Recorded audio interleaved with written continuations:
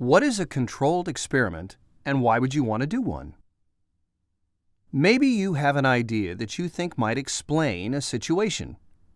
This is called a scientific hypothesis. How could you find out if your hypothesis is correct? Well, you'd set up a controlled experiment in which you control or keep constant all the factors known as variables, except for the one you want to test. Let's design a controlled experiment to test a fertilizer which claims it makes plants grow bigger, lusher, and perhaps produce more flowers, fruit, or vegetables. If you wanted to see if the fertilizer works, how would you set up a controlled experiment to test this claim? First, you would get two plants of the same species. Let's call them plant A and plant B. Everything about the plants should be exactly the same, including their size, health, and age. Next, you would put each plant in identical pots with the same amount of the same kind of dirt or soil. You would water them both the same amount at the same times.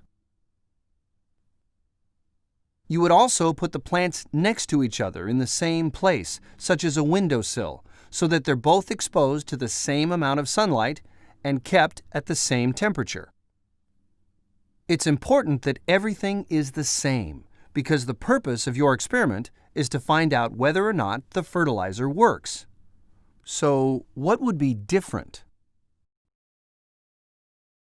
In this experiment, the only difference is that only plant A would get the fertilizer.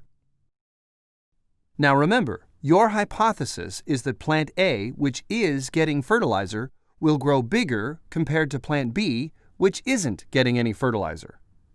How would you know whether your hypothesis is correct? You'd know because you'd regularly measure the plants during the course of the experiment. For example, once a week for a period of 3 months. You would record these measurements throughout the experiment. These measurements are your data. At the end of the experiment, you would look at your data and compare the measurements of plant A, which got fertilizer, to plant B, which didn't get fertilizer. As you can see, plant A did grow bigger than plant B. So it appears that the results of this controlled experiment support your hypothesis. So let's recap the elements of experimental design. What were you testing? You were testing to see whether or not fertilizer promotes plant growth. What was your hypothesis?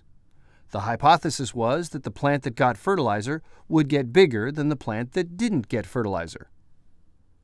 What were you measuring? You measured the growth of both plants. How do you know if the results of the experiment support your hypothesis?